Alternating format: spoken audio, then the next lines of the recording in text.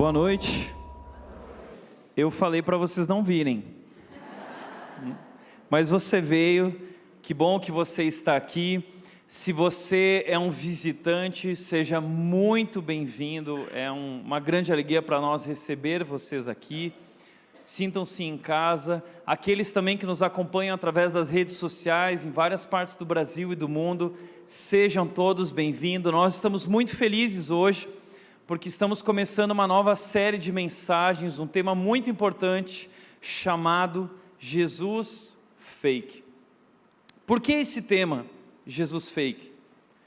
Porque hoje nós vivemos um tempo no nosso mundo em que existem muitas verdades, são muitas religiões, e aquilo que as pessoas acreditam por aí é que todos esses caminhos levam ao mesmo Deus. Será que isso é realmente verdade? Será que todos os caminhos levam a Deus? A Bíblia nos diz em João 14,6, Jesus Cristo disse a respeito de si mesmo, Ele disse: eu sou o caminho, o único caminho, eu sou a verdade e a vida, ninguém vem ao Pai a não ser por mim. É isso que nós cremos a partir daquilo que Jesus Cristo disse na palavra de Deus, de que Ele é o caminho para Deus. Mas quem é esse Jesus?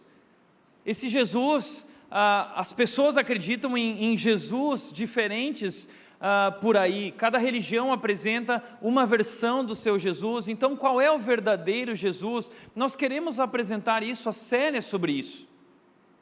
Portanto, antes de começarmos o tema de hoje, eu gostaria de fazer algumas considerações. A primeira consideração importante para o início dessa série é que de forma nenhuma essa série é um ataque à liberdade religiosa. A liberdade religiosa é um direito, e você tem o direito de ter fé ou acreditar naquilo que você quiser, e ninguém pode tirar isso de você, e não é isso que nós queremos fazer aqui.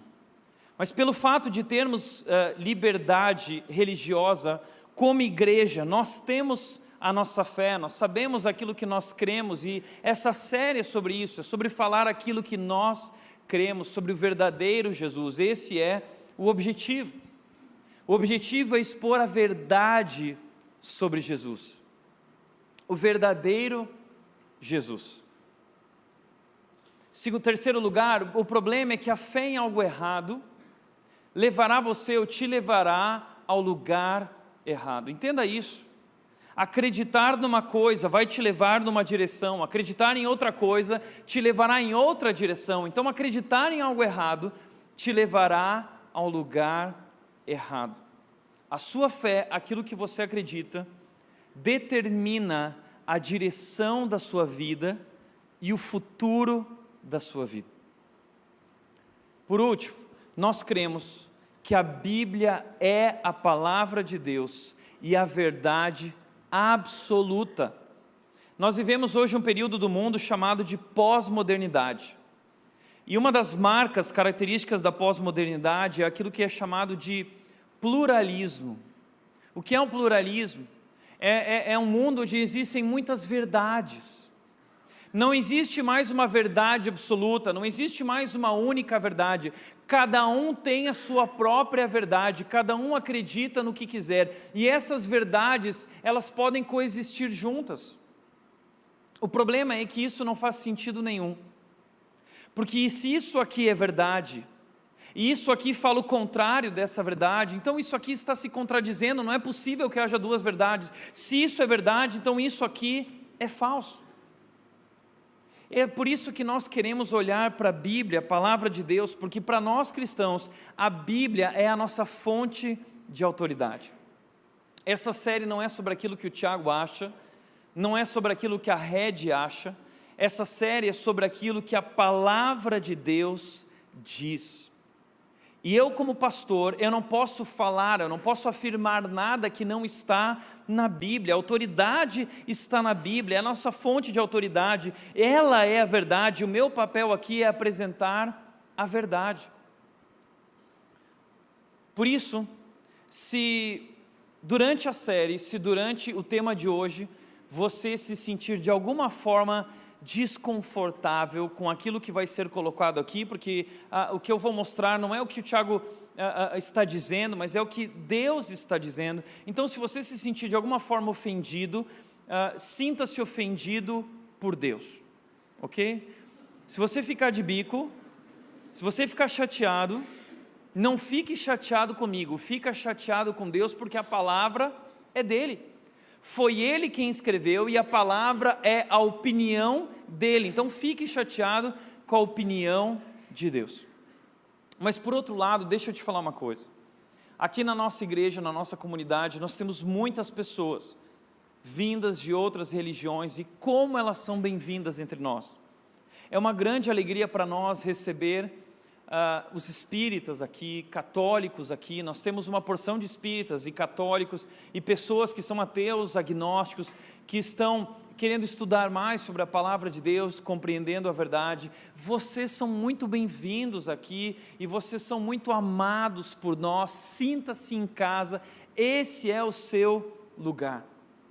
Mas nós temos o dever como cristãos de pregar a palavra, nós somos chamados para isso. E o que nós vamos fazer nessa série é pregar a palavra e mostrar o que a Bíblia diz sobre a verdade. Deus trouxe uma revelação à humanidade, e a revelação de Deus à humanidade se chama Bíblia, que é a palavra de Deus. Esse é o nosso ponto de partida. A Bíblia aqui será o nosso ponto de partida, porque o apóstolo Paulo disse para o seu discípulo Timóteo, um jovem pastor, ele disse o seguinte: Timóteo, toda a Escritura, toda a Bíblia é inspirada por Deus. Ou seja, o que ele está querendo dizer com inspirado é que a Bíblia, ela veio de Deus. Foi Deus quem trouxe essa revelação. Essa revelação é a revelação de Deus à humanidade, foi inspirado por Deus. Deus usou homens que trouxeram com fidelidade essa revelação à humanidade. Por outro lado, o texto continua dizendo que a Escritura, a Bíblia, a palavra de Deus é útil para nos ensinar o que é verdadeiro. Isso é tão bom, tão importante, porque no tempo em que vivemos hoje, existem muitas coisas que são falsas, fakes. Você vai na rua 25 de março e você olha para algumas coisas lá que você fica pensando, isso aqui é original ou é falso, né? Porque hoje em dia existem cópias, existem coisas que são muito parecidas e você não sabe diferenciar qual é o verdadeiro e qual é o falso. Hoje está na moda as fake news. As redes sociais espalharam fake news no nosso país e no mundo inteiro, e por causa disso agora já existem sites, programas de televisão trazendo é fato ou é fake, é verdade ou é mentira. O interessante da Bíblia é que a Bíblia faz exatamente isso. A Bíblia, ela nos ensina a verdade, o que é fato e o que não é. A Bíblia nos ensina o que é verdadeiro e você pode confiar totalmente na Bíblia. Ela é a palavra de Deus e a verdade absoluta. Paulo continua dizendo, e ela existe também, ela é útil para nos fazer perceber, acordar para aquilo que não está certo, aquilo que não está em ordem em nossa vida. A Bíblia é como um espelho que mostra quem nós somos e revela os problemas, nos corrigindo. O texto diz, Paulo diz, ela nos corrige. A Bíblia, ela nos corrige. A Bíblia, ela nos confronta. Muitas vezes, quando estamos lendo a Bíblia, parece que ela está lendo o nosso coração, porque ela está falando exatamente sobre quem nós somos e o que nós sentimos, porque Deus nos conhece e através da sua palavra, Deus quer nos mostrar o seu plano, a sua vontade para as nossas vidas, e para isso, por isso, Ele nos corrige. Então, estudar a Bíblia, ler a Bíblia, não é algo fácil, porque a Bíblia nos confronta, e muitas vezes quando estamos lendo a Bíblia, parece que é ela que nos está lendo, e a gente fica recebendo soco na cara, parece que é uma briga, porque a Bíblia nos revela a verdade sobre quem nós somos, e não é fácil ouvir a verdade, não é fácil descobrir que estamos errados, a gente não gosta de ninguém falando para nós que nós estamos errados, mas é isso que a Bíblia diz, e por isso que a relação com a Bíblia muitas vezes é tão difícil, é porque ela é a verdade. Mas o objetivo de Deus, segundo Paulo disse, é nos ensinar a fazer o que é o certo. Porque Deus é o Deus Criador e Ele tem um plano para as nossas vidas. E Ele disse na sua palavra, em Romanos 12:2, que o seu plano, a sua vontade é boa, é agradável e é perfeita. Por isso Ele quer nos ensinar essa vontade, Ele quer nos ensinar esse plano, para que nós possamos desfrutar essa vida que Ele nos deu, que Ele nos criou para viver. O problema é que o nosso mundo não gosta, não quer ouvir a verdade. Parece que a verdade se tornou politicamente incorreta. Hoje a gente passa a mão na cabeça, mas não fala a verdade. Por isso Paulo disse no capítulo seguinte, ele disse para Timóteo o seguinte: pois virá um tempo, Timóteo, ele está falando sobre esse nosso tempo, em que as pessoas já não escutarão o ensino verdadeiro, as pessoas não vão querer escutar a verdade, vai incomodar o ouvido delas, mas ao contrário, elas seguirão os próprios desejos. A gente falou tanto sobre isso na série passada, desejos intensos. As pessoas vão preferir viver por seus desejos intensos e não pela verdade.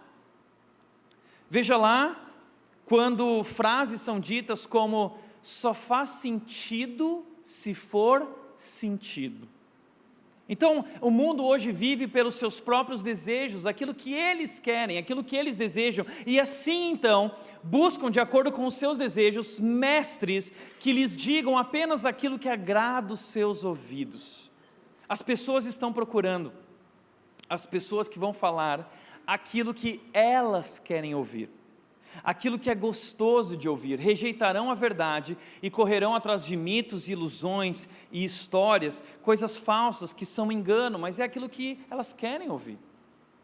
Por isso entenda uma coisa, essa série não é uma série fácil, não é o tipo de série, não é o tipo de tema que nós gostamos de ouvir, que nós queremos ouvir, mas é o tema que nós precisamos ouvir. Nós precisamos compreender a verdade sobre nossas vidas, sobre a palavra de Deus, sobre o Evangelho e sobre tudo isso que existe por aí, as pessoas falando sobre esse Deus, mas que não é o verdadeiro Deus, que não é o mesmo Deus. Por isso, como disse Charles Spurgeon, a Bíblia contém o que os homens odeiam, a verdade. O ponto de partida para a nossa série é a Bíblia. Nós cremos na Bíblia, cremos que ela é a palavra de Deus. Por isso eu gostaria de comparar a Bíblia com inúmeras verdades que estão por aí, religiões que estão por aí, e a primeira que eu gostaria de comparar hoje é o Espiritismo. Nós vamos começar a série falando sobre Espiritismo. O que é o Espiritismo?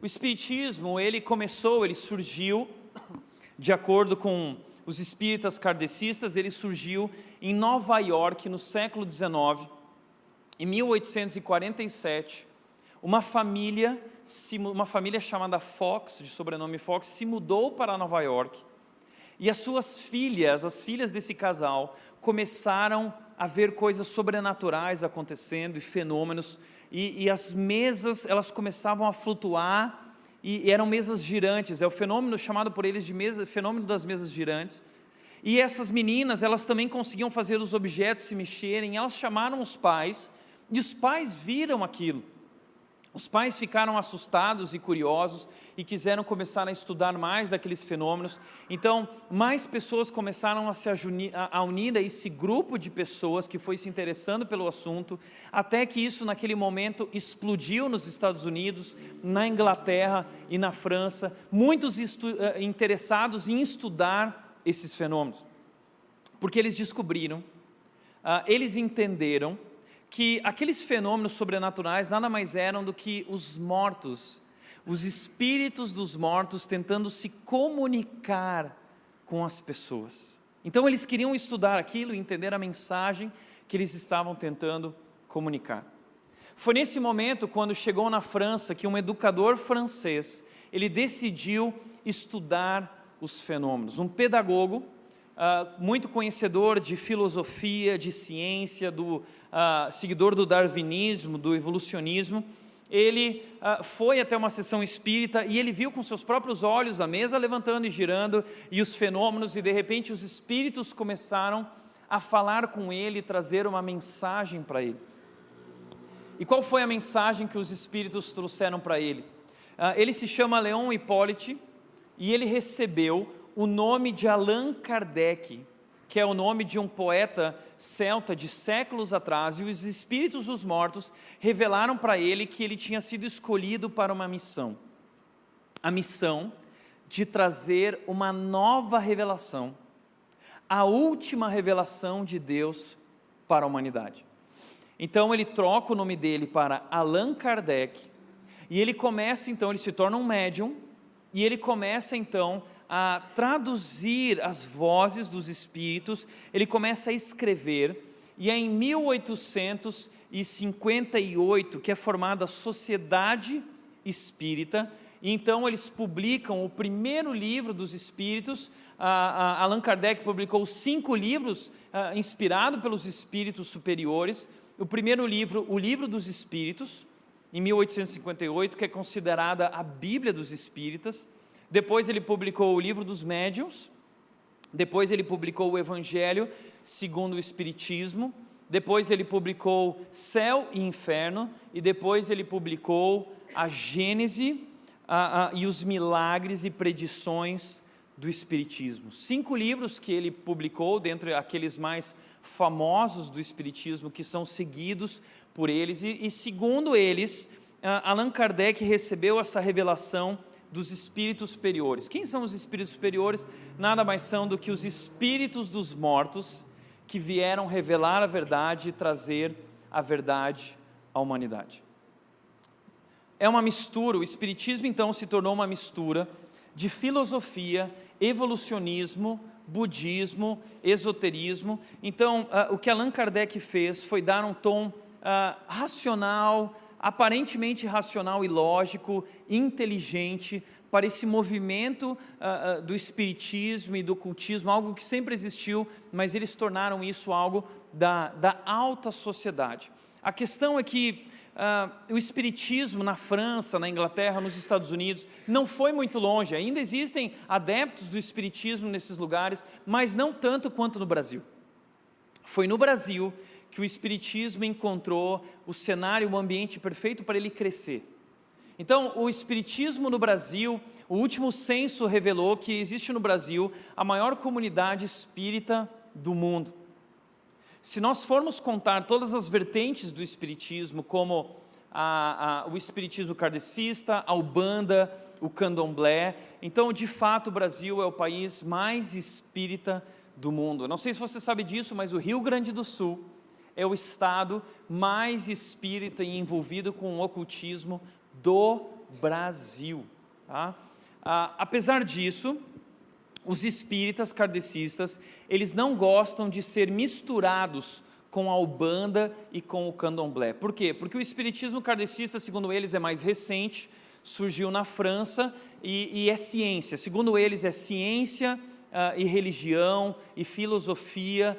Eles deram um tom mais inteligente para isso, por isso eles chamam isso de espiritismo mesa branca, é o alto espiritismo, e pessoas da alta sociedade frequentam então esses centros espíritas. E por outro lado, a Umbanda e o Candomblé e a Macumba são religiões que vieram da África há mais tempo, trazendo rituais, e eles gostam de dizer que não são a mesma coisa, apesar de concordarem com os mesmos princípios. Então hoje no Brasil nós temos 3,8 milhões de espíritas, segundo o IBGE, o último censo que foi lançado em 2010, cerca de 2% da população. Porém, existe hoje no Brasil 40 milhões de simpatizantes às ideias espíritas. É muita gente. Porque o Brasil é um país que mistura diversas religiões e credos, e o Brasil se tornou um país extremamente sincretista. Hoje tudo no Brasil é válido, né?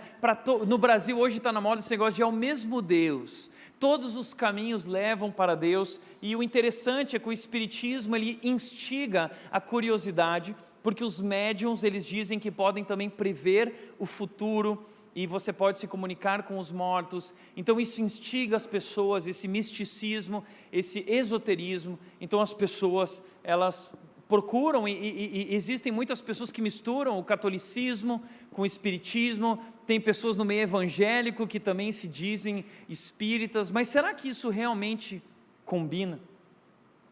Essa semana uma pessoa veio me falar sobre um convite para participar de um encontro ecumênico aqui em Indaiatuba. Ia ter mãe de santo, ia ter médium, ia ter padre, e queriam que eu participasse, e eu disse não, porque não é o mesmo Deus, não estamos falando sobre o mesmo Deus, eu não concordo com isso, eu creio em algo completamente diferente.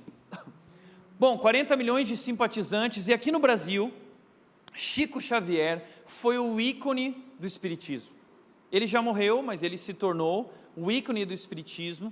Ainda jovem, quando ele era criança, a história de Chico Xavier conta que a mãe dele percebeu que o menino tinha algo diferente, e ela começou a história é triste, porque o menino sofria, porque a mãe, ela ficava batendo no menino, e diz a história que ela enfiava o garfo na barriga de Chico Xavier, porque segundo ela, o filho dela tinha o diabo na barriga dele, o diabo no corpo dele. Então ela castigou muito o filho dele, mas ele cresceu e ele se tornou o principal médium do Brasil, um dos maiores médiums da história, um homem considerado extremamente bondoso, extremamente caridoso, e ele escreveu 400 livros e mais de 10 mil cartas foram psicografadas por ele. Então ele recebia os espíritos dos mortos e ele trazia para as famílias isso de graça, compartilhando então sobre essas pessoas. Então Chico Xavier, essa referência, esse ícone, e o espiritismo, ele cresceu, ele explodiu e está crescendo cada vez mais, inclusive entre os jovens tem se tornado uma moda o espiritismo. Agora, por que o espiritismo do Brasil deu tão certo? Eu gostaria de mostrar aquilo que disse um pesquisador de religiões. Ele escreveu um livro sobre as religiões brasileiras, ele é um sociólogo, professor principal da USP nessa área de religiões, e ele disse o seguinte sobre o espiritismo: o espiritismo é uma religião confortável. O espiritismo é uma religião confortável, ela suaviza o drama da morte e dá respostas aparentemente lógicas ao que acontece de bom ou ruim, sem falar que podemos levar créditos e débitos para as outras vidas. Então o espiritismo, de fato, aquilo que ele prega é gostoso de ouvir, é uma verdade fácil de ouvir, é uma verdade confortável. Por quê? Por algumas razões. A primeira razão é que o espiritismo, ele sempre te dá uma nova chance. Se você morrer, você vai ter uma nova chance. Por quê? Porque você vai reencarnar, e através das reencarnações, você sempre vai ter uma nova chance. Eu vi na revista Época uma menina jovem falando isso: eu gosto da minha religião, porque ela diz que sempre existe uma segunda chance depois da morte. Então, o espiritismo acredita nisso. Além disso, uma outra razão é que o espiritismo dá a oportunidade de alguém que está sofrendo porque perdeu alguém que amava, um marido, uma esposa, um filho, um ente querido. Essa pessoa se foi repentinamente e você não teve tempo de se despedir, talvez vocês não tiveram tempo de acertar as coisas e pedir perdão um para o outro e falaram para o outro que se amavam, e talvez você carrega isso no teu coração, e você carrega a saudade, porque a morte dói, a morte machuca. Então o espiritismo te dá uma chance de matar a saudade, ter um encontro com essa pessoa através de um médium que vai psicografar uma carta, escrevendo aquilo que essa pessoa que você ama quer entrar em contato com você. Então, segundo os espíritas, quando a pessoa morre, o seu espírito continua perto dos seus parentes e pode se comunicar e quer se comunicar com as pessoas que ama. Por outro lado, o Espiritismo também diz que traz essas respostas lógicas ao que acontece de bom ou ruim. É uma maneira bem humana de pensar, como se fosse um karma. Eles dizem que é a questão científica de causa e efeito. Se você está sofrendo na sua vida é porque você fez algo ruim. Então, mas Tiago, o que eu fiz de ruim? Eles vão dizer, olha, pode não ter sido nessa vida, pode ter sido em outra vida. Em outra vida, você foi um serial killer, você matou muita gente, e agora então você está pagando o preço pelos teus pecados, e você paga o preço pelos pecados através do sofrimento. Então, mas se você se arrepender, você vai se livrar do sofrimento, e você vai evoluir e se aperfeiçoar, e você vai ser liberto. Então, é isso que eles dizem, e se você fizer coisas boas, você vai ter um espírito bom. Segundo eles, existem espíritos bons, que são pessoas que foram boas durante a sua vida, e existem espíritos ruins, que são pessoas que foram ruins durante a sua vida. Esses espíritos ruins, eles ficam muitas vezes presos, em um local, porque eles são atormentados de sofrimento naquele local onde eles erraram. É por isso, assim eles explicam o fenômeno, por exemplo, de uma casa mal assombrada. A casa mal assombrada é um espírito que fez algo errado e ficou preso lá, mas se esse espírito se arrepender, ele poderá alcançar, através do arrependimento, ele pode reencarnar e ele pode corrigir, e ele pode redimir o seu pecado, o seu erro através do sofrimento, e ele vai ser liberto. Então, por outro lado, os espíritos bons, eles podem também estar perto da sua família, mas eles têm liberdade para trafegar, viajar pelo universo, porque segundo eles existem muitos mundos, vários mundos no universo, e segundo eles também foi isso que Jesus Cristo disse, quando ele disse para os discípulos o seguinte: na casa de meu Pai há muitas moradas. Para eles essas muitas moradas são esses muitos mundos, e são mundos superiores. Existem mundos superiores e existem mundos inferiores. E a sua alma, o seu espírito vai trafegar por esses mundos de acordo com o teu aperfeiçoamento. Se você errar, você vai caindo. Se você acertar e se aperfeiçoar, você vai subindo a níveis mais elevados até o último nível. Então, de certa forma, como disse esse estudioso, o Espiritismo ele é uma religião confortável. Tudo bem, toca a vida, que se der algo errado, na próxima vida você dá um jeito. Agora, será que o Espiritismo e o cristianismo combinam? Porque a gente está vivendo esse tempo em que as pessoas elas convivem muito bem com várias verdades. Então tem gente que vai na rede, mas também vai no centro espírita. Será que esses dois combinam? E eu gostaria de te mostrar a resposta para isso, que a própria Super Interessante trouxe.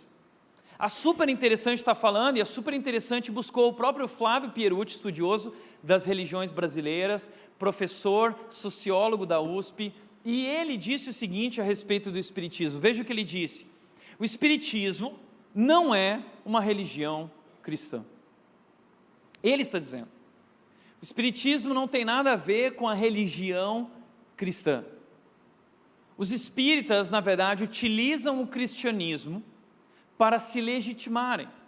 O vínculo com a Igreja Católica, pregado pelos espíritas durante muito tempo, serviu para lutar contra a discriminação, porque as pessoas rejeitavam essa história de se comunicar com os mortos. Então eles tentaram dizer que tinha uma proximidade com a Igreja Católica.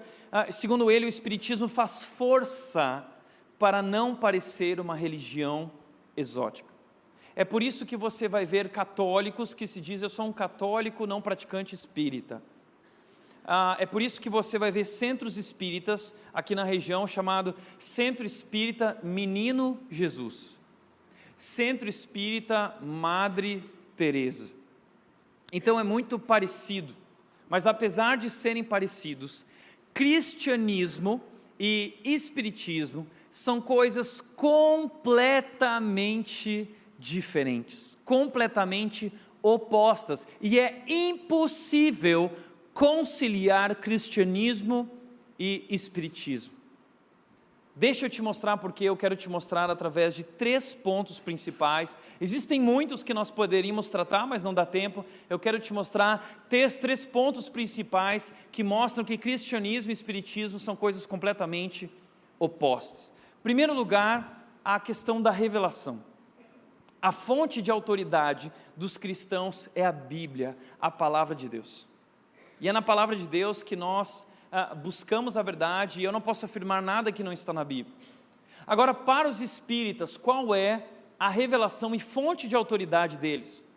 Eles vão dizer, e tudo isso eu tirei dos próprios livros dos espíritas, o livro dos espíritos, a Bíblia deles, segundo eles, e também o Evangelho segundo o Espiritismo, e a revista oficial do espírita no Brasil, O Reformador. Então eu trouxe várias citações aqui dos próprios estudos e livros deles. Deixa eu te mostrar qual é a fonte de autoridade deles. O Espiritismo diz que são os espíritos superiores que trazem a verdade. Eles anunciam que chegou a hora, o momento de trazer uma nova revelação de Deus à humanidade. Sua missão é instruir e esclarecer os homens, uma nova era, abrindo uma nova era para a regeneração da humanidade. E eles dizem, no livro dos principiantes para principiantes da doutrina espírita, eles dizem o seguinte: Jesus sabia que seria inoportuna uma revelação mais ampla na sua época. Por quê? Ele não podia falar tudo. Inclusive, Jesus Cristo disse para os discípulos o seguinte, segundo eles: eu tenho muito mais coisa para falar para vocês, mas vocês não podem suportar agora. Jesus falou isso, mas não se referia na Bíblia a isso, existe um outro contexto, mas os espíritas usam então isso para dizer que Jesus não podia falar tudo na hora, por quê? Já que o homem da sua época não estava amadurecido, e além disso, previa que sua mensagem seria distorcida com o correr do tempo, e por isso então prometeu que haveria uma outra revelação, que ele enviaria o Consolador, que traria uma revelação mais completa. Então, para os espíritas, para o espiritismo, o Consolador é a própria doutrina espírita, que na época não poderia ser compreendida. Então, para eles dizem que Jesus, ele falou sobre aquela questão de, se você quiser conhecer a salvação, você precisa nascer de novo. Para eles isso significa a reencarnação, o nascer de novo. E para eles, o Consolador é a doutrina espírita revelada por Deus. Porém, para nós sabemos que a Bíblia, quando fala de Consolador, está falando sobre o Espírito de Deus, o Espírito Santo de Deus. Nós cremos num Deus completamente diferente dos espíritas, não é o mesmo Deus. O Deus dos espíritas, ele é uma força universal, inteligente. O nosso Deus, ele é o Deus Pai, Deus Filho, Jesus Cristo, e Deus Espírito Santo, é aquilo que nós chamamos de trindade ou triunidade. Ele é 3 em 1, 3 pessoas distintas que subsistem na mesma essência. É difícil, eu sei, é difícil de entender isso, mas Ele é Deus, está muito além da nossa compreensão, e Ele se revela na palavra dessa forma, afirmando sobre si mesmo que Ele é esse Deus. E no começo dos tempos, lá em Gênesis 1, Deus disse: façamos o homem à nossa imagem. Sobre quem é esse façamos? É Deus Pai, Deus Filho e Espírito Santo, que são 3 pessoas em uma só essência, e eles então criaram o ser humano. Então o nosso Deus é um Deus pessoal, que criou o ser humano para ter uma relação, diferentemente do Deus dos espíritas, que é uma força universal, um Deus impessoal.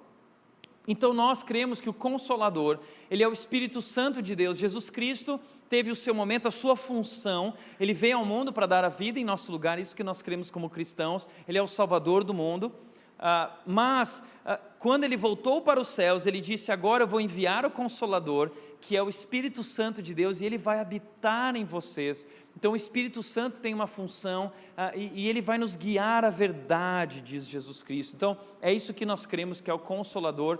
Mas os espíritas acreditam que o Consolador é a própria doutrina espírita, que não foi dada na época de Jesus porque eles não estavam prontos, porque o mundo precisava progredir, a ciência precisava avançar, para que os homens compreendessem a doutrina espírita. Então, só para você entender isso aqui, segundo eles, a primeira revelação de Deus à humanidade foi dada a Moisés. Moisés foi um médium que trouxe a primeira revelação, os 10 mandamentos, o decálogo.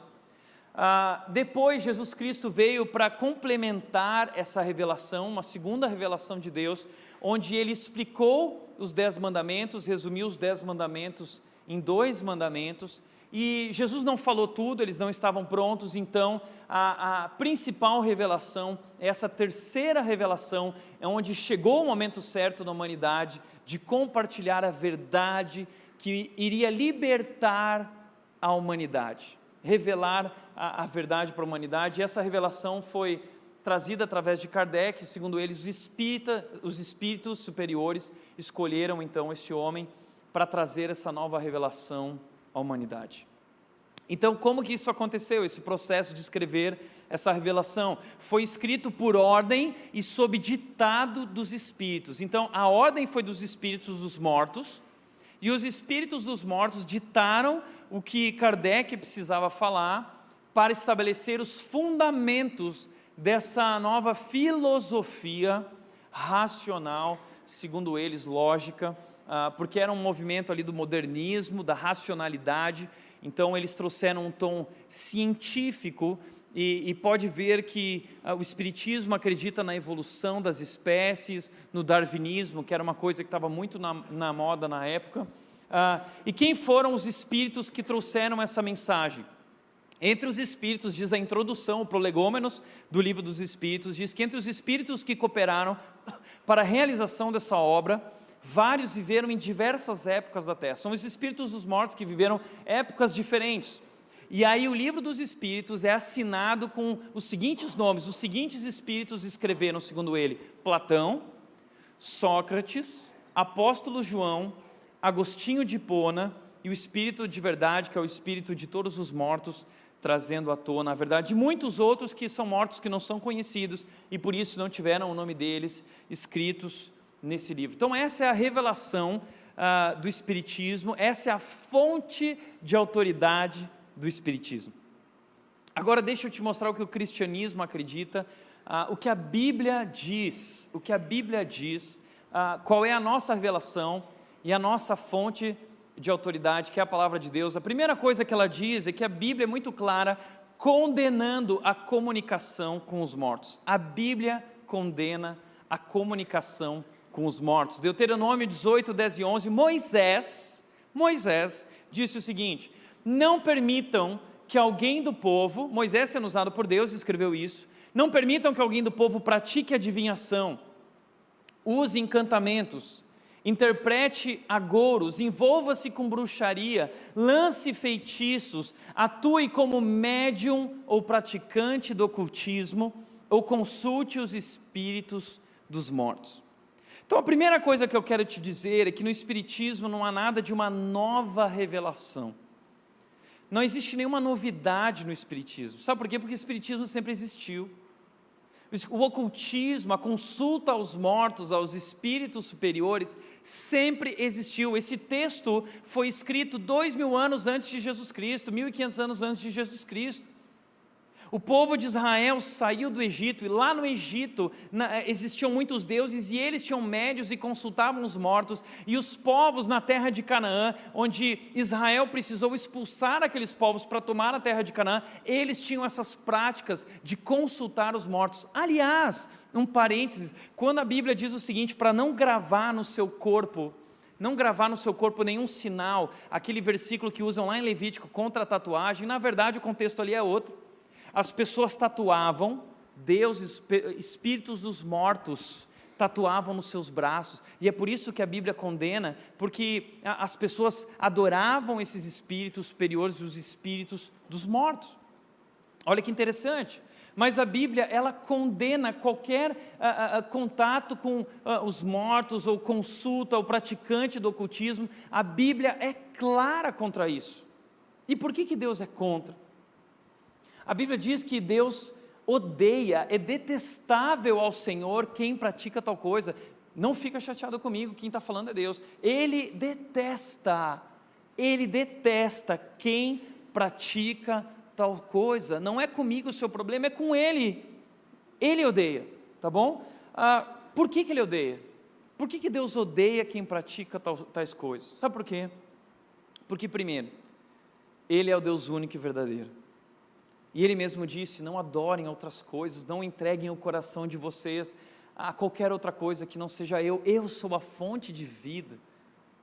E confiem em mim, eu sou o Criador, eu sei o que é melhor para vocês, mas quando nós abrimos o nosso coração, quando nós abrimos a nossa mente para isso, nós estamos dando brecha para o diabo na nossa vida. Você está abrindo um espaço para o diabo atuar na tua vida e destruir a sua vida, e assim você se torna amaldiçoado. Deus quer te livrar disso, Deus te ama, Deus te quer longe disso. Mas veja só, como a Bíblia há muito tempo já falava sobre isso, só que agora o espiritismo kardecista ele tomou uma cara mais nova, inteligente, algo mais intelectual. Por outro lado, a Bíblia também condena novas revelações. A Bíblia diz ser a revelação de Deus, a palavra inspirada de Deus, a revelação, a verdade de Deus para a humanidade. E ela mesma condena qualquer outra revelação.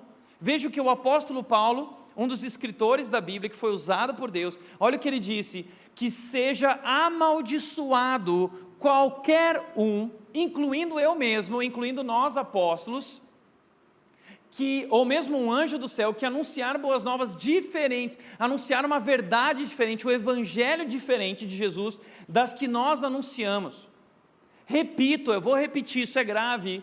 Se alguém anunciar uma verdade diferente, boas novas diferentes da que vocês receberam, que seja amaldiçoado. Agora olha que grave isso, e olha que interessante, ou mesmo um anjo do céu. Então não interessa se um anjo vier dizendo que tem uma nova revelação de Deus. Você já viu isso, pastores, pessoas por aí falando assim, não, porque eu vi um anjo, ai, foi maravilhoso. Uma vez eu vi um vídeo de um cara no YouTube, um pastor, que depois ele revelou que ele estava mentindo, que ele ficava no púlpito assim, ele ficava ouvindo os anjos.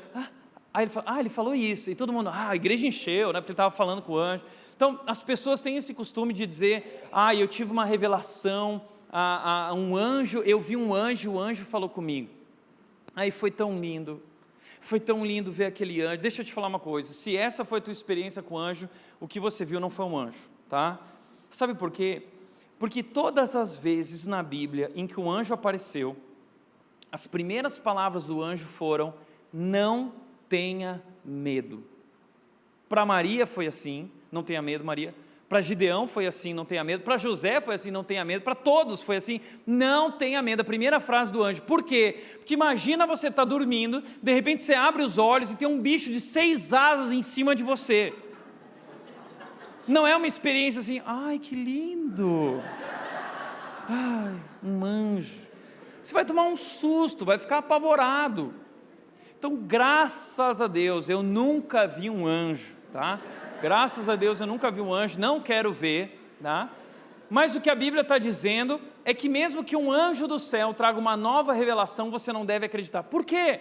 Porque a Bíblia é a única revelação de Deus para a humanidade, suficiente e completa. Tudo o que você precisa saber sobre Deus, Ele colocou na sua palavra, e no final da sua palavra, lá em Apocalipse, está escrito desse jeito: se alguém acrescentar um iode, que é um pontinho,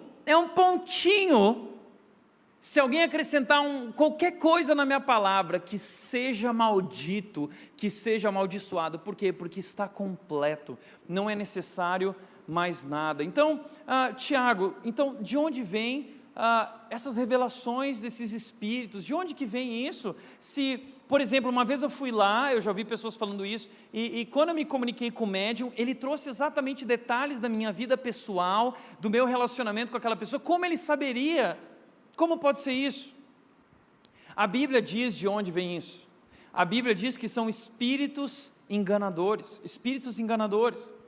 1 Timóteo 4, 1 e 2 diz, o Espírito afirma claramente que nos últimos tempos, o Espírito Santo de Deus, ok? Os últimos tempos, alguns se desviarão da fé, vão se desviar da fé. Por quê? Dando ouvidos a espíritos enganadores, que querem nos desviar da fé, e a ensinamentos de demônios que vêm de indivíduos hipócritas e mentirosos cuja consciência está morta. Então veja, a Bíblia está falando que na verdade tudo isso é trazido por demônios, são ensinamentos de demônios que querem nos desviar da fé. Esse é o objetivo. Agora, quem são os demônios? Que história é essa? Para o Espiritismo, segundo o Espiritismo, não existem demônios. O que existem são espíritos bons ou maus, e eles podem possuir as pessoas. Mas nós sabemos que possessão é algo demoníaco. Então, a possessão demoníaca existe. Eu já vi situações de possessão demoníaca, já expulsei demônios.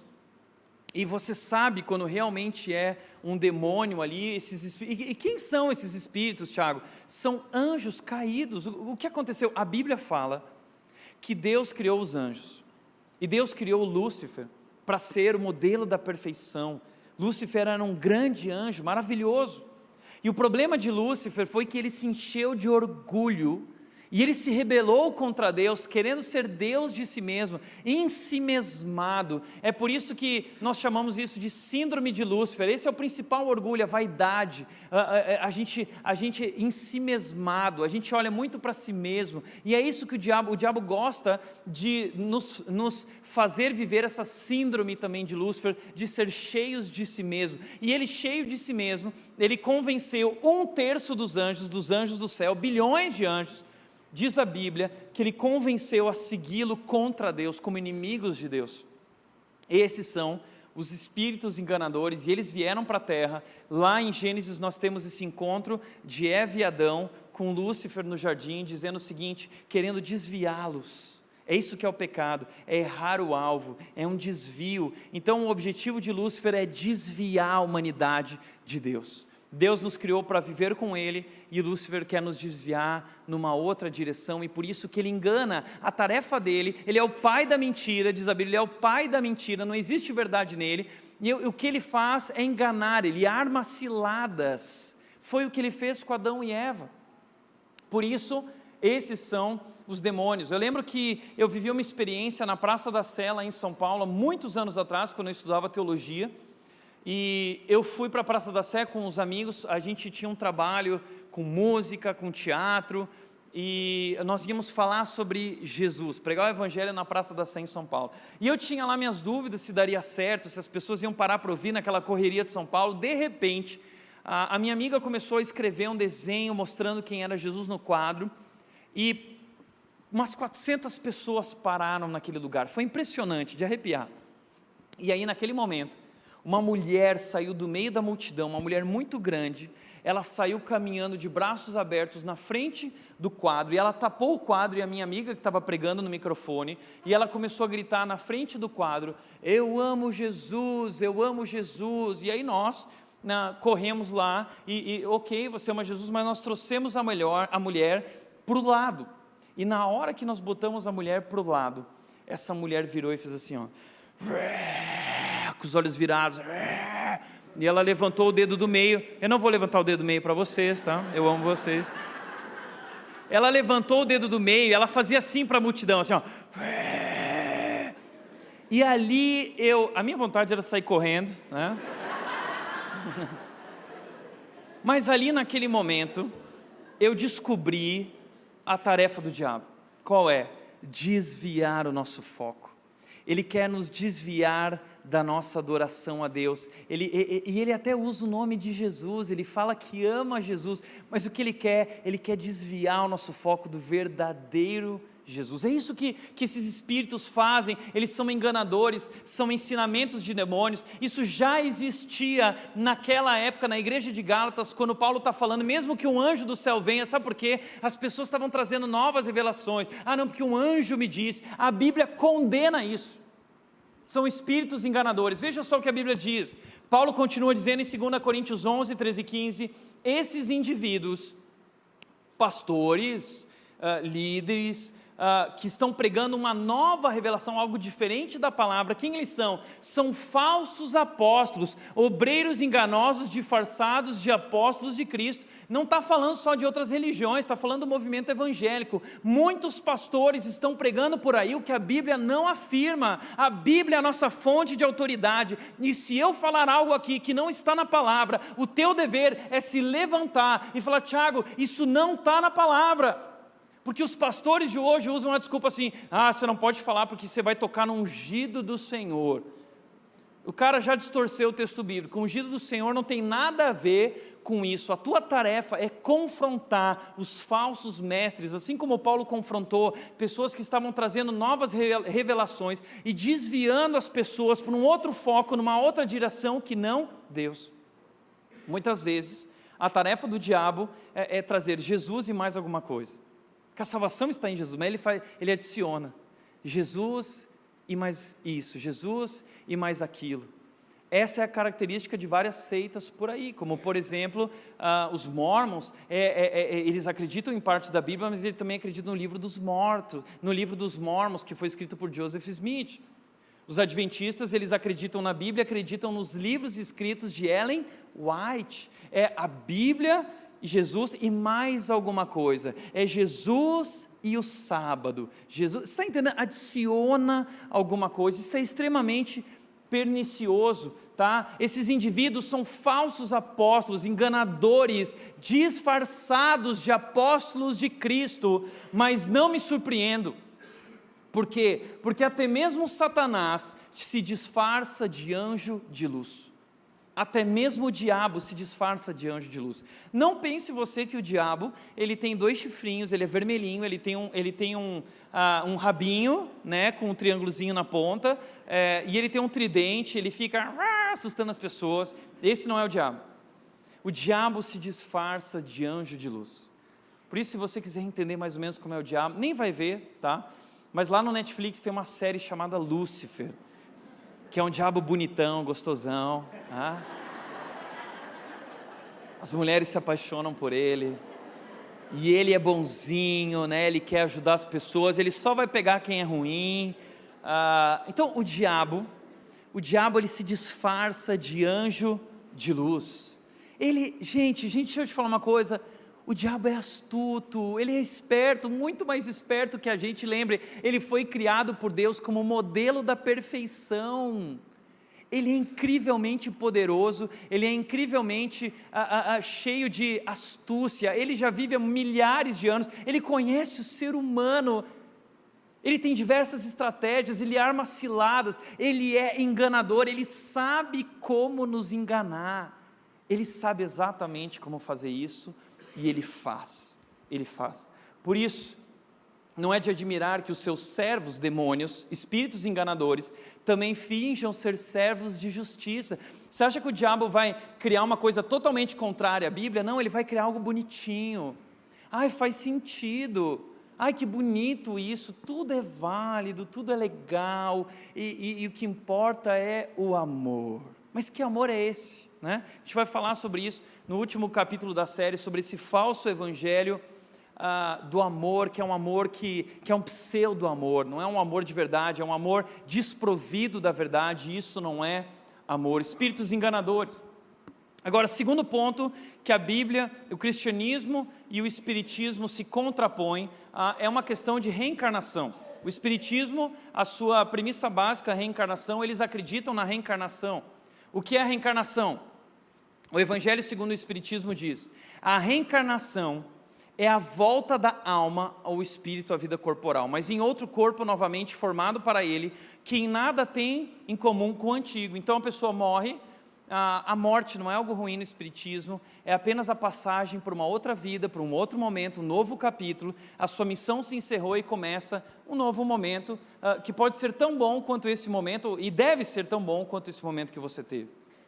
A morte, segundo o Livro dos Espíritos, é uma simples mudança de estado, a destruição de uma forma frágil que não proporciona à vida as condições necessárias ao seu funcionamento e à sua evolução. Então a morte não é uma notícia ruim. A boa notícia é que vai ter uma segunda chance depois da morte, e você vai poder reencarnar novamente, se você for uma pessoa boa. Agora, se não for uma pessoa boa, então você vai ter que se arrepender, você vai sofrer, o seu espírito vai sofrer até que você se arrependa, para que possa reencarnar novamente. Qual é o objetivo da reencarnação?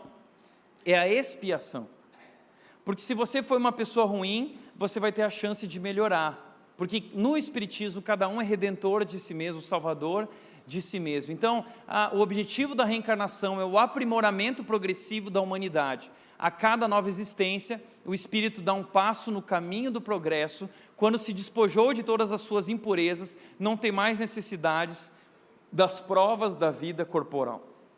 Então, a visão do Espiritismo é uma visão muito parecida com aquela visão que existia há milhares de anos atrás, que foi lançada por Mani, de onde surgiu o maniqueísmo, que vê a matéria como algo ruim. Então o espírito é algo bom, quando a matéria não é mais necessária, o espírito, então ele se liberta. Isso não combina em nada com a Bíblia, nós somos criados por Deus com o nosso corpo também. Então eles enxergam assim, e o espírito então ele está livre, ele pode trafegar por esses mundos, viajar pelo universo, se ele for um espírito bom, senão ele está preso. E na visão deles não existe céu ou inferno. O inferno na verdade não é um lugar permanente. O inferno na verdade é como você se sente depois da morte. Se você foi uma pessoa má, você vai sofrer, isso é o inferno. E a mesma coisa vale para o céu. Existem mundos superiores, inferiores, e você vai trafegando por esses mundos, até que você atinja a perfeição. Para eles, Jesus Cristo não é Deus, não é o Filho de Deus, ele é um homem que simplesmente alcançou a perfeição, chegou ao último nível, e por isso ele se chama Cristo. Cristo é esse último nível, o nível 6, e qualquer ser humano pode chegar no mesmo nível de Jesus, o nível 6, e nós podemos também ser Cristos, nós também podemos ser Cristos. Então Jesus serve como um modelo. Jesus foi um médium importante que alcançou a perfeição. Os apóstolos foram médiuns, segundo os espíritas, que também estavam reencarnando e continuam reencarnando para atingir esse último nível, a perfeição. Então é para isso que serve a reencarnação. Quando Jesus falou, segundo eles, quando Jesus falou que precisamos nascer de novo, ele se referia à reencarnação. Jesus teve um encontro com Nicodemos e falou: olha, Nicodemos, você tem que nascer de novo. E ali eles falam assim: não, ali Jesus está falando da reencarnação, tem que nascer de novo e nascer de novo. Nós sabemos que Jesus não estava falando sobre isso. O nascer de novo se refere a uma experiência aqui nesse mundo, quando nós conhecemos Jesus, nos arrependemos dos nossos pecados, o Espírito Santo vem habitar na nossa vida e ele opera uma transformação, e é uma transformação tão grande que a Bíblia fala é como se fosse nascer de novo. Essa é a ideia. Jesus também falava, segundo eles, sobre ressurreição, porque eles não entendiam o conceito de reencarnação naquela época. Eles não conseguiam compreender reencarnação, então Jesus falou sobre ressurreição. Agora, isso não faz sentido, porque eles não entendiam o conceito de ressurreição, eles não acreditavam nisso. A cultura grega, os judeus não acreditavam nesse negócio de ressurreição. Tá? Então para eles não fazia o menor sentido um homem ressuscitar, e a palavra reencarnação e a palavra ressurreição, elas têm sentidos completamente diferentes, mas isso é o que os espíritas dizem. Agora, o que a Bíblia fala sobre essa questão da reencarnação? Primeira coisa que a Bíblia fala é que a morte ela é um problema.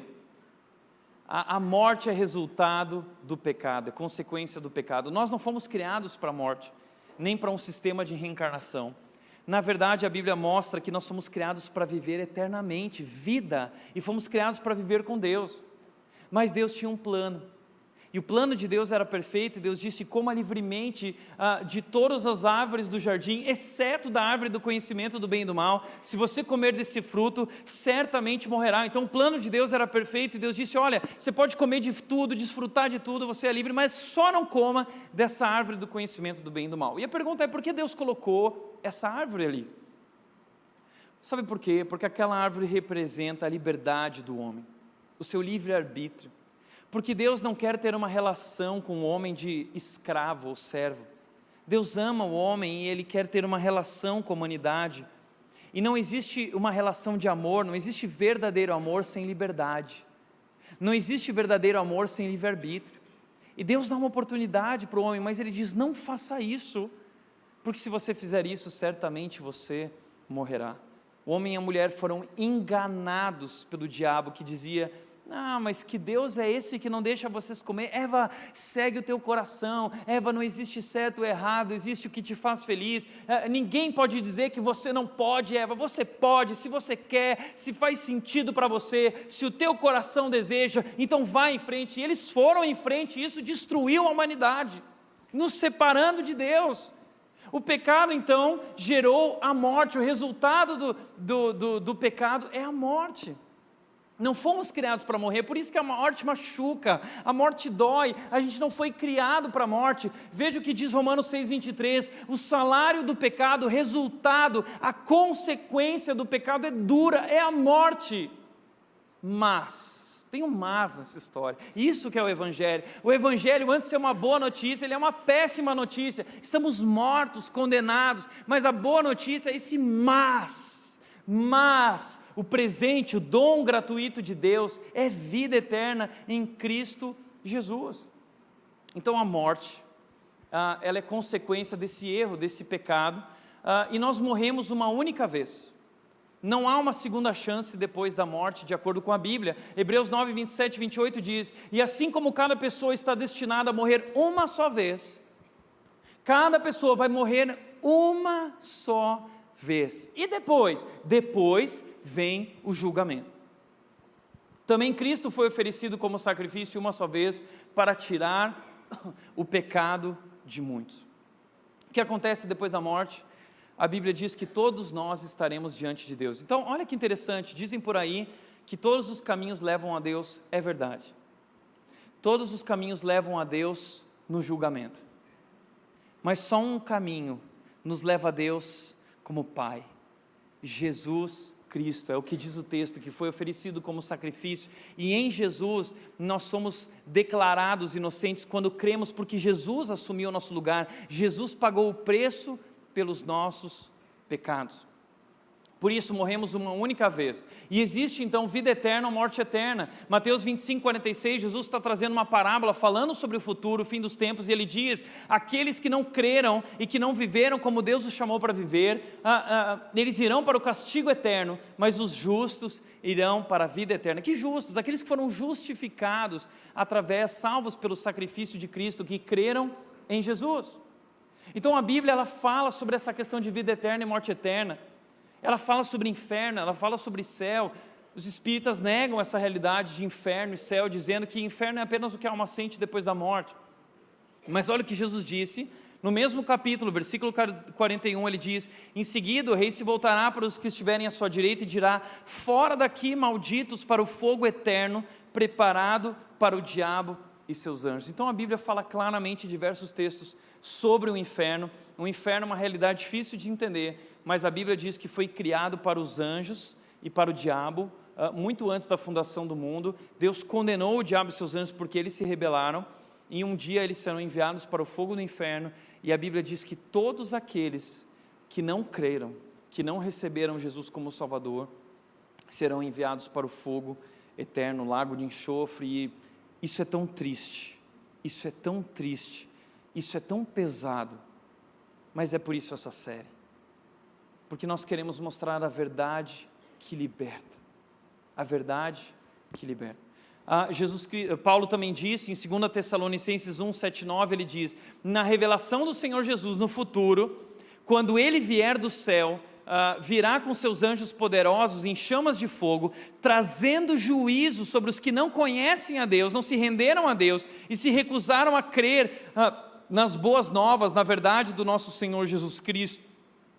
Eles serão punidos com destruição eterna, separados para sempre da presença do Senhor e de seu glorioso poder. Por outro lado, a Bíblia diz que há uma oportunidade em Jesus. A salvação está em Jesus. E o novo nascimento é essa salvação que nós temos em Jesus. O que é esse novo nascimento na Bíblia? 2 Coríntios 5,17 mostra o que é. Portanto, se alguém está em Cristo, é nova criação. Se alguém crer em Jesus, se alguém receber Jesus, compreender que Ele é o Filho de Deus, essa pessoa vai experimentar algo na sua vida, uma grande transformação, tão grande que será como nascer de novo. É uma outra pessoa, é uma nova criação. É isso que Jesus faz na nossa vida, é maravilhoso, é maravilhoso. as coisas antigas se vão, surgem coisas novas. Tudo isso provém de Deus, que nos reconciliou consigo mesmo por meio de Cristo e nos deu o ministério da reconciliação. Então nós fomos reconciliados através de Jesus com Deus, porque o pecado trouxe ruptura e separação, mas Jesus, através da cruz, nos reconciliou com Deus e agora nos deu o ministério da reconciliação. Qual é? Ir e pregar as boas novas, pregar o evangelho, pregar a verdade, para que as pessoas possam ser libertas para uma vida verdadeira com Deus. Agora o problema, o terceiro e último ponto para nós encerrarmos, é que o Espiritismo não acredita em Jesus como um Salvador. Não é necessário um Salvador no Espiritismo, porque cada um é Salvador de si mesmo. Veja o que eles dizem. O Espiritismo diz: a salvação não se obtém por graça nem pelo sangue. A salvação não se obtém por graça de Deus, nem pelo sangue derramado por Jesus no madeiro. A salvação é ponto de esforço individual, que cada um emprega na medida de suas forças. Cada um se esforça para alcançar a sua própria salvação. Agora veja o que diz um homem que escreveu um livro chamado Roma e o Evangelho, e ele diz que recebeu o Espírito de Maria, a mãe de Jesus, e veja o que diz o Espírito de Maria sobre Jesus. Jesus Cristo não podia, nem quis, assumir todas as responsabilidades individuais dos homens, contraídas ou por contrair dos seus pecados. Ele não podia nem queria. Ele muito menos podia, pelo sacrifício da sua vida, remir a humanidade da pena a que fora condenada. Jesus não podia, nem queria. A redenção da humanidade não se firma, pois, nos méritos e sacrifícios de Jesus, e sim nas boas obras dos homens. É através de boas obras que você é salvo. Eles acreditam nisso. A máxima do Espiritismo é: fora da caridade não há salvação. Por isso eles trabalham tanto e fazem tantas coisas, e é legal fazer coisas boas, amar o próximo, ajudar as pessoas, mas a motivação deles é a salvação, o aperfeiçoamento. Então, para eles, para os espíritas, Jesus não é o Filho de Deus. Ele é apenas um espírito que alcançou o último nível, o nível Cristo, e qualquer um de nós pode se tornar também. Ele não era divino, a não ser no fato de que todos nós somos divinos, segundo os espíritas. A salvação se dá através da evolução da pessoa. Cada um é salvador de si mesmo. As boas obras são a maneira de se aperfeiçoar, e Jesus não é o Salvador do mundo. Não é necessário um Salvador. O que a Bíblia diz? A Bíblia diz o seguinte: Jesus Cristo é o Filho de Deus. Jesus disse sobre si mesmo, João 3,30, ele disse: eu e o Pai somos um. Ele está revelando a Trindade: eu e o Pai somos um.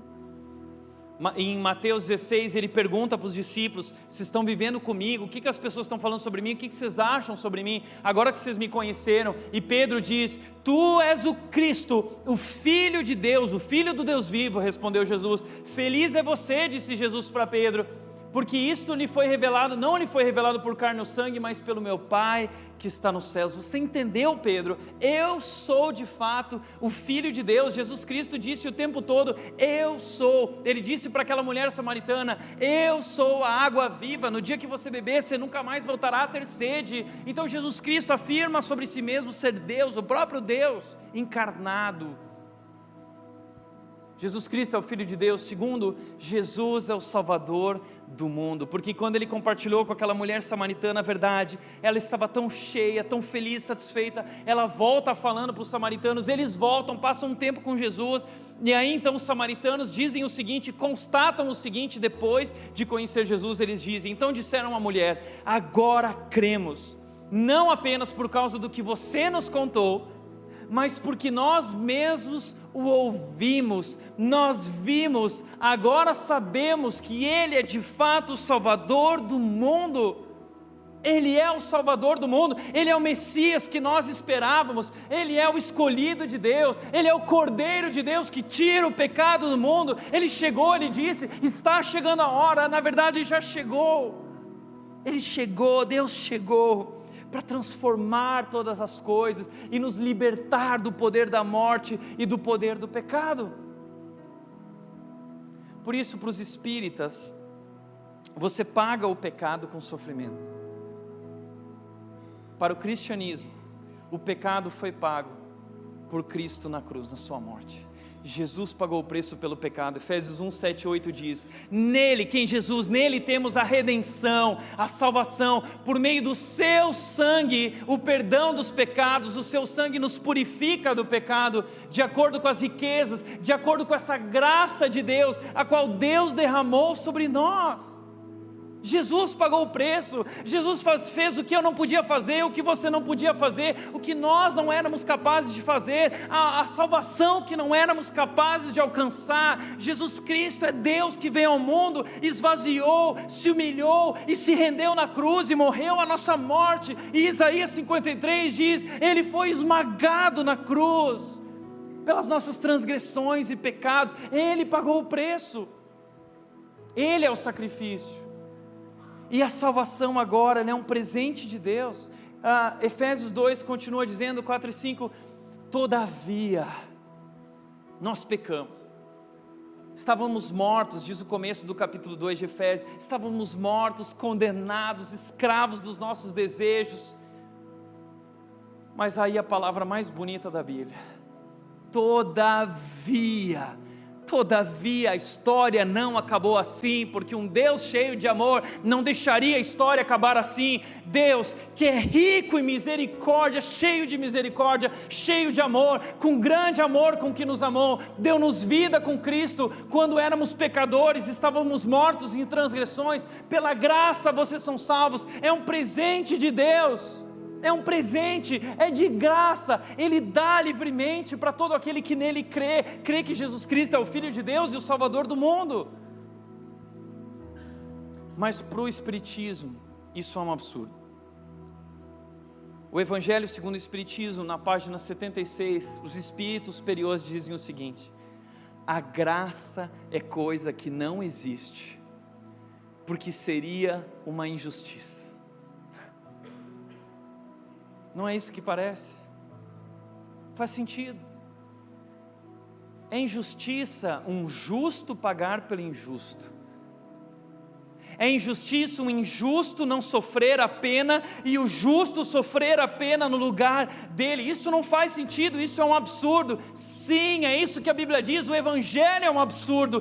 Paulo disse em 1 Coríntios 1,18, a mensagem da cruz é loucura, é um absurdo, porque para aqueles que se encaminham para a destruição, mas para nós que estamos sendo salvos é o poder de Deus.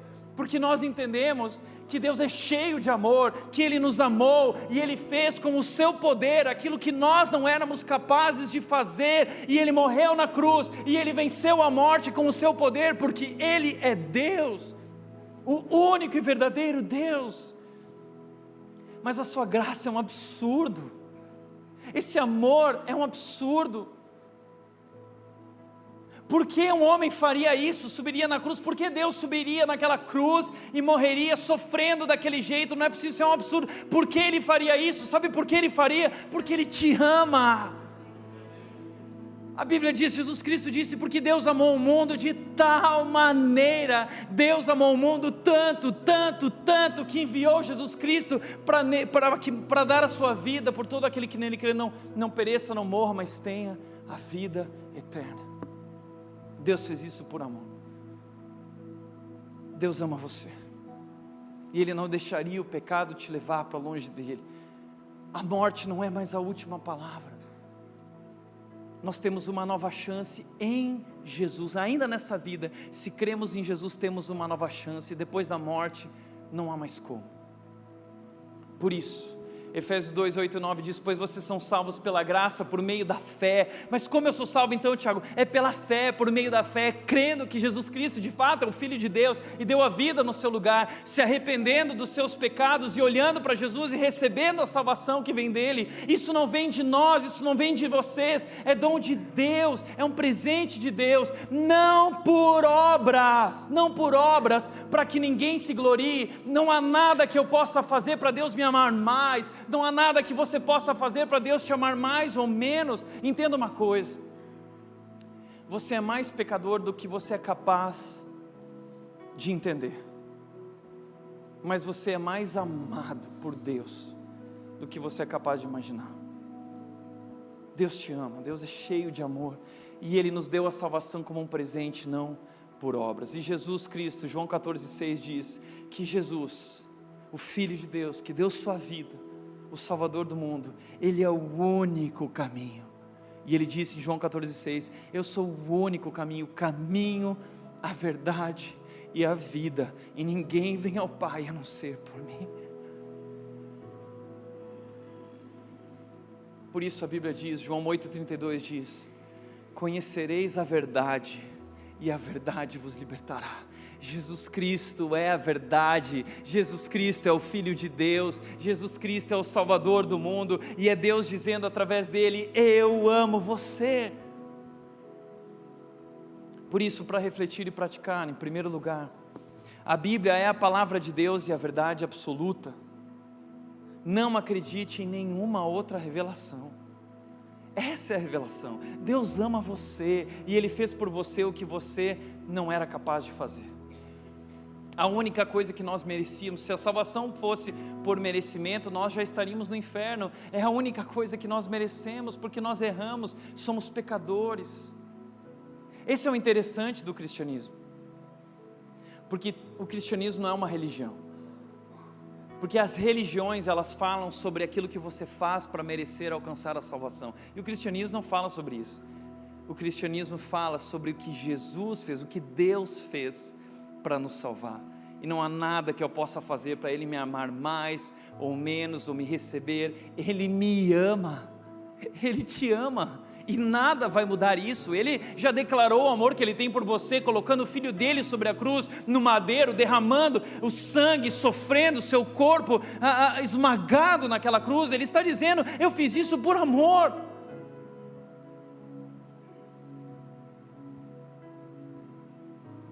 É impossível conciliar o espiritismo com o cristianismo, é impossível, são opostos. Em quem você vai confiar? Você precisa tomar uma decisão. Você vai confiar na Bíblia ou nos espíritos dos mortos? Por último, só existe um caminho para Deus, Jesus Cristo. Qualquer outro caminho te levará ao lugar errado. A fé em algo errado, a fé no Jesus errado, num Jesus fake, te levará ao lugar errado. Deus ama você, por isso Ele trouxe a verdade.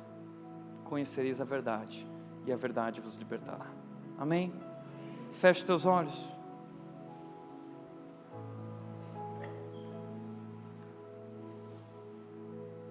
Talvez você está aqui hoje, você nunca tinha ouvido isso, e talvez você se sente, puxa Tiago, mas tudo que eu acreditei a minha vida inteira, então é uma mentira. Eu sei o quão duro é ouvir isso, mas não é o que eu acho, é o que Deus diz, a palavra de Deus diz, é a sua revelação, e Ele trouxe a verdade porque Ele te ama.